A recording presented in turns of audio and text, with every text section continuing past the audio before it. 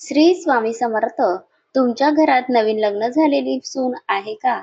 किंवा यावर्षी तुमची पहिली वटपौर्णिमा आहे का? मग ही माहिती शेवटपर्यंत नक्की ऐका. वटपौर्णिमेच्या दिवशी तुम्हीही वडाच्या झाडाला दोरा गुंडाळता का? पण हा दोरा का गुंडाळला जातो? माता सावित्रीने असे कोणते काम केले की आज हजारो वर्षानंतरही तिची आठवण काढली जाते? आणि वटपौर्णिमेला केलेली एक छोटी पूजा आपल्या घरासाठी इतकी महत्वाची का मानली जाते? या दिवशी अनेक महिला नवीन साडी नेसतात, हातावर मेहंदी काढतात, हिरव्या बांगड्या भरतात, सुंदर साज शृंगार करतात आणि आपल्या संसाराच्या सुखासाठी देवाकडे प्रार्थना करतात. पण वटपौर्णिमेची पूजा नेमकी कशी करायची? उपवास कसा करायचा? राहू काल कोणत्या वेळेत आहे? उपवास कधी सोडायचा? नवीन लग्न झालेल्या महिलांनी काय करावे? वडाच्या झाडाची पूजा का केली जाते? आणि माता सावित्रीने आपल्या पतीचे प्राण कसे परत मिळवले? ही सर्व माहिती आपण अगदी सोप्या शब्दात जाणून घेणार आहोत. यावर्षी वटपौर्णिमा 29 जून रोजी आली आहे. या दिवसाचे महत्त्व, पूजेची योग्य वेळ, उपवासाची पद्धत, सावित्रीची कथा आणि अनेक महत्त्वाच्या गोष्टी आज आपण जाणून घेणार आहोत. म्हणून ही माहिती शेवटपर्यंत नक्की ऐका. चला तर मग जाणून घेऊया वटपौर्णिमेची संपूर्ण माहिती. वटपौर्णिमा हा महिलांचा खूप आवडीचा आणि महत्त्वाचा सण आहे. वर्षभर अनेक सण येतात, पण वटपौर्णिमेची गोष्ट वेगळीच असते. या दिवशी महिला आपल्या पतीच्या चांगल्या आरोग्यासाठी, दीर्घ आयुष्यासाठी आणि घरातील सुख शांतीसाठी उपवास करतात आणि वडाच्या झाडाची पूजा करतात. या वर्षी वटपौर्णिमा 29 जून 2026 रोजी सोमवारच्या दिवशी आली आहे. पौर्णिमा तिथी 29 जून रोजी पहाटे 3:06 सुरू होत आहे आणि 30 जून रोजी पहाटे 5:26 संपत आहे. त्यामुळे आपल्याला वटपौर्णिमा 29 जूनला साजरी करायची आहे. पूजेसाठी सकाळी 5:56 पासून 7:11 चांगला वेळ आहे. तसेच सकाळी 8:55 पासून 10:40 देखील शुभ वेळ आहे. म्हणजे 11:15 पर्यंत सुद्धा शुभ वेळ आहे. सकाळी 6:46 पासून 8:29 राहू काल आहे. त्यामुळे शक्य असेल तर या वेळेत पूजा करू नका. पण एक गोष्ट लक्षात ठेवा, प्रत्येक महिलेला घरात खूप कामे असतात. काही महिला नोकरी करत असतात, काहींना लहान मुले असतात, काहींना स्वयंपाक, पाणी, घरकाम आणि इतर जबाबदाऱ्या असतात. त्यामुळे दिलेल्या वेळेत पूजा करणे शक्य झाले तर खूप चांगले, नाही झाले तरी काळजी करू नका.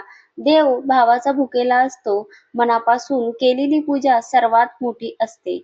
या दिवशी आपल्याला सकाळी स्वच्छ व्हायचं आहे, सकाळी लवकर उठायचं आहे, घरातील देवाला नमस्कार करावा. नवीन साडी असेल तर ती नेसावी, घालावी, नाही तर स्वच्छ धुतलेले कपडे घालावेत. देवाला दिवा लावावा. अनेक महिला या दिवशी हातावर मेहंदी काढतात, नवीन बांगड्या भरतात, कपाळावर कुंकू टिकली लावतात, केसात फुले घालतात म्हणजेच गजरा लावतात, कारण हा दिवस सौभाग्याचा सण मानला जातो. ज्या महिलांचे नुकतेच लग्न झालेले असते त्यांच्यासाठी तर ही पहिली वटपौर्णिमा खूप खास असते, खूप महत्वाची असते. पहिल्या वटपौर्णिमेला अनेक ठिकाणी माहेरकडून साडी, बांगड्या, फळे, मिठाई आणि इतर वस्तू पाठवल्या जातात. किंवा त्यांनी किंवा सासू किंवा पती सुद्धा या पहिल्या वटपौर्णिमेला नवीन साडी घेत असतात. नवीन लग्न झालेली मुलगी या दिवशी खूप आनंदात असते. नवीन साडी नेसते, सुंदर तयार होते आणि आपल्या पतीसोबत देवाचे दर्शन घेते. घरातील मोठ्यांचे आशीर्वाद घेते. त्यामुळे पहिली वटपौर्णिमा आयुष्यभर लक्षात राहते. आता प्रश्न पडतो की वटपौर्णिमेचा उपवास कसा करावा? उपवास प्रत्येकाने आपल्या तब्येतीप्रमाणे करावा. काही महिला दिवसभर काही खात नाहीत, निर्जली उपवास करतात. काही महिला फक्त पाणी पितात. काही महिला दूध, फळे किंवा उपवासाचे पदार्थ खातात. गावागावात आणि शहरांमध्ये पद्धती थोड्या वेगळ्या असू शकतात. काही ठिकाणी सकाळी पूजा होते तर काही ठिकाणी दुपारी किंवा संध्याकाळी काही घरांमध्ये कथा वाचली जाते तर काही ठिकाणी मंदिरात जाऊन पूजा सुद्धा केली जाते. पण भक्ती आणि श्रद्धा सर्वात महत्त्वाची असते. उपवास कधी सोडावा याची पद्धत देखील वेगवेगळी आहे. अनेक महिला पूजा झाल्यानंतर उपवास सोडतात. काही महिला संध्याकाळी फळाहार करून उपवास पूर्ण करतात, तर काही घरांमध्ये दुसऱ्या दिवशी सकाळी व्रत सोडण्याची परंपरा असते. पौर्णिमा संपतपर्यंत उपवास करत असतात. त्यामुळे आपल्या घरातील परंपरेनुसार, आपल्या गावाच्या परंपरेनुसार वडीलधाऱ्यांचा सल्ला घेऊन आपण हे व्रत पूर्ण करावे. धार्मिक मान्यतेनुसार वडाचे झाड खूप पवित्र मानले जाते. वडाचे झाड दीर्घकाळ जगते, म्हणूनच ते दीर्घ आयुष्याचे प्रतीक मानले जाते. म्हणून या दिवशी वडाच्या झाडाची पूजा केली जाते आणि उपवास केला जातो. आपल्याला उपवास तब्येतीने झेपतील त्या पद्धतीने करायचा असतो. देवाला कधीच आपल्याला त्रास व्हावा असे वाटत नाही. त्यामुळे तब्येत बरी नसेल, औषध चालू असतील किंवा अशक्तपणा असेल तर आपल्या प्रकृतीप्रमाणे उपवास करावा. उपवासाचा खरा अर्थ म्हणजे देवाचे स्मरण करणे, दिवसभर चांगले विचार ठेवणे, राग न करणे, भांडण न करणे, कोणाचे वाईट न बोलणे म्हणजेच उपवास असतो. मन शुद्ध ठेवणे म्हणजे उपवास असतो.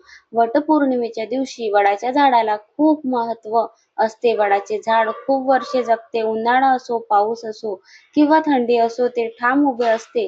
म्हणून वडाचे झाड दीर्घ आयुष्याचे चिन्ह मानले जाते. कारण याच कारणामुळे महिला वडाच्या झाडाची पूजा करतात आणि आपल्या पतीच्या चांगले आरोग्य आणि दीर्घ आयुष्य मिळावे अशी प्रार्थना करतात. पुढे आपण सावित्री आणि सत्यवान यांची सुंदर कथा जाणून घेणार आहोत.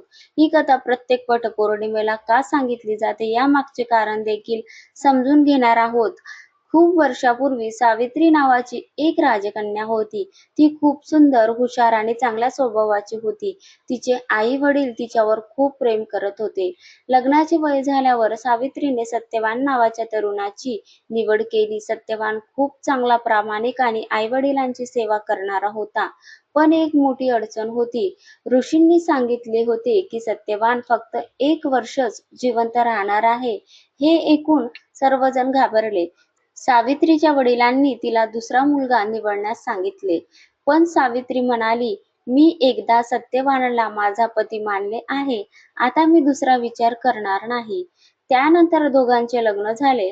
सावित्री आपल्या पतीसोबत जंगलात राहू लागली. ती सासू सासऱ्यांची सेवा करू लागली, सर्वांची काळजी घेऊ लागली. दिवस जात होते, पण ऋषींनी सांगितलेला दिवस जवळ येत होता.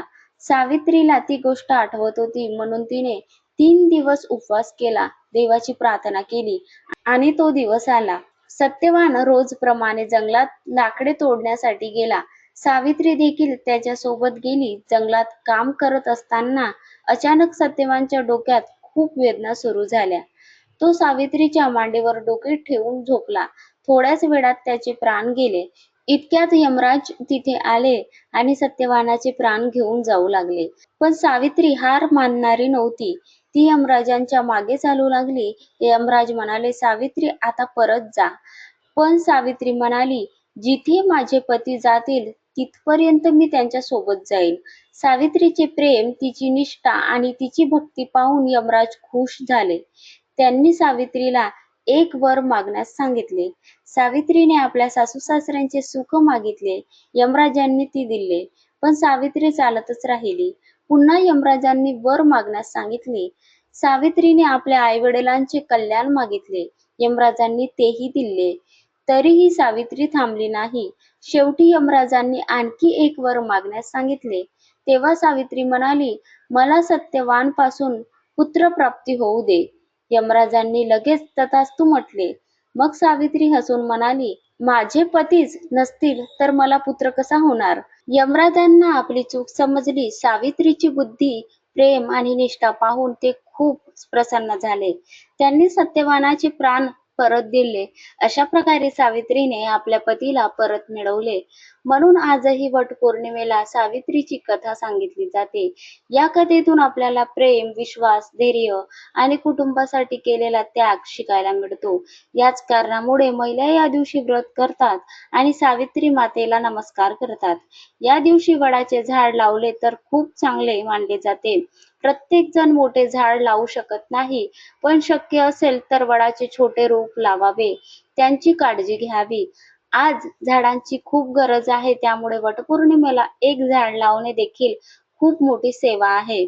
पूजा झाल्यावर अनेक महिला आपल्या पतीला नमस्कार करतात. काही घरांमध्ये पतीच्या पाया पडण्याची परंपरा आहे.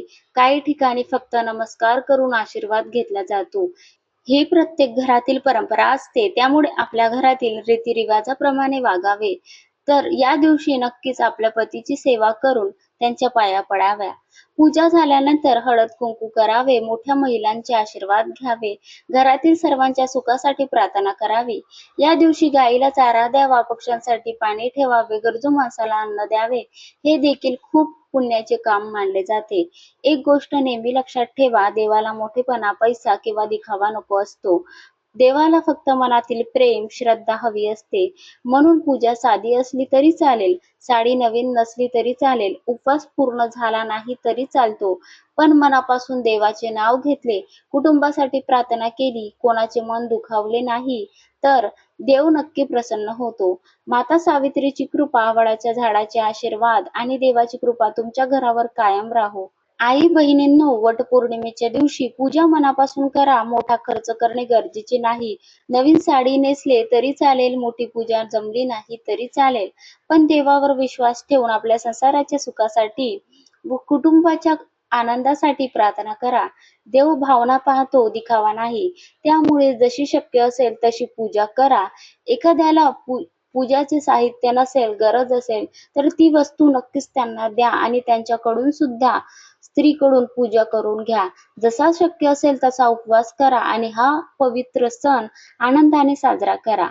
कारण वडाच्या झाडासारखा तुमचा संसार मजबूत राहो, त्यांच्या सावलीसारखे सुख तुमच्या घरावर राहो आणि माता सावित्रीची कृपा तुमच्या कुटुंबावर कायम राहो, हीच प्रार्थना करते.